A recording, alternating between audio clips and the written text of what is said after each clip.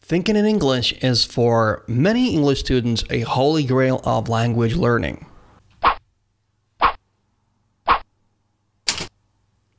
There is a lot of videos and a lot of articles online that try to teach you how to think in English.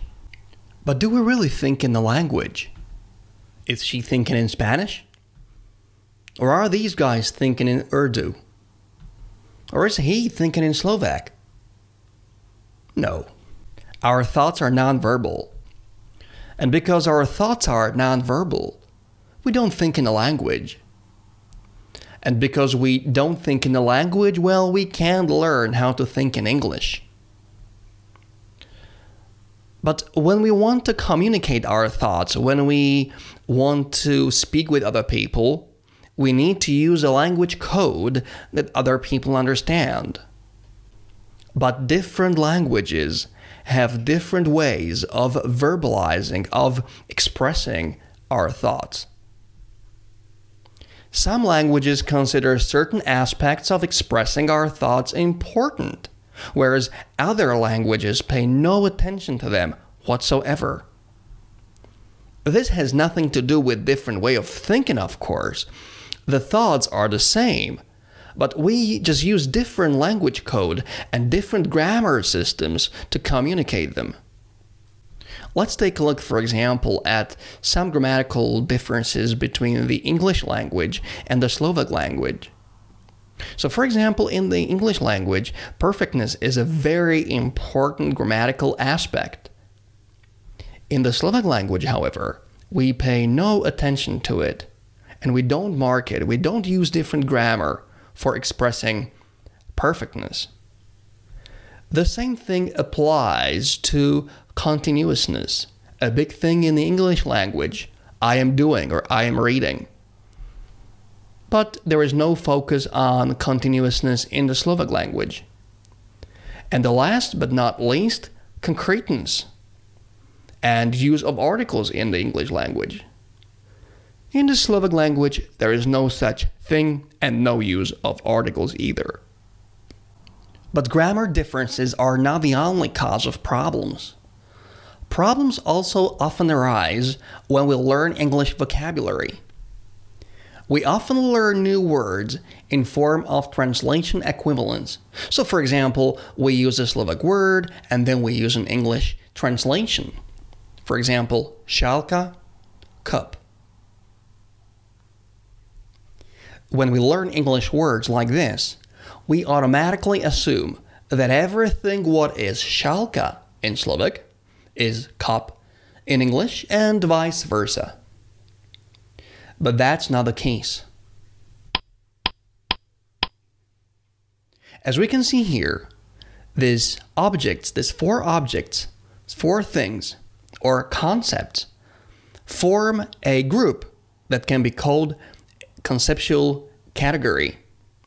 This, for example, is a Slovak conceptual category of the word šálka.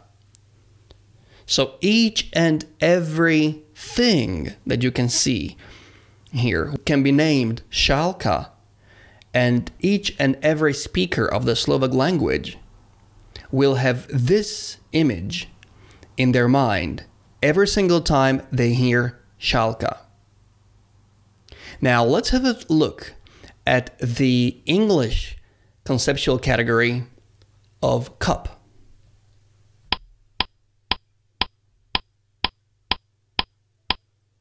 As we can see now, it contains many more members, many more things, and it is larger.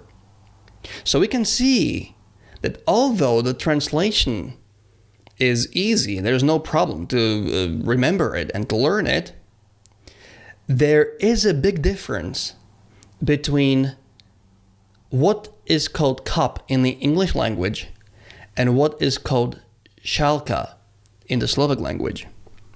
So when we learn the English vocabulary, the Slovak English translation method might not be enough. When we speak Slovak, we must know that these are šálka, and we also have to know that these are pohár. This is a conceptual category of pohár. But when we speak English, simple translation might not be enough, and we also must be aware of the fact, we must know that all these objects, all these concepts make up just one category called cup. So we need to see things a little differently when we speak English, as there are differences on both grammatical and conceptual level. And for many English learners, the ability to see these differences and to reflect them in their speech is what they mean by thinking in English. There is a lot of videos online, as I said before, and most of these videos and articles on how to think in English actually don't teach you how to really change the way you think. They just give you some general tips on how to improve your English, nothing more. In fact, there is no easy way how to correctly use the grammatical aspects that don't exist in your mother tongue. And there is no simple way how to easily recognize conceptual differences between, for example, Slovak and English vocabulary.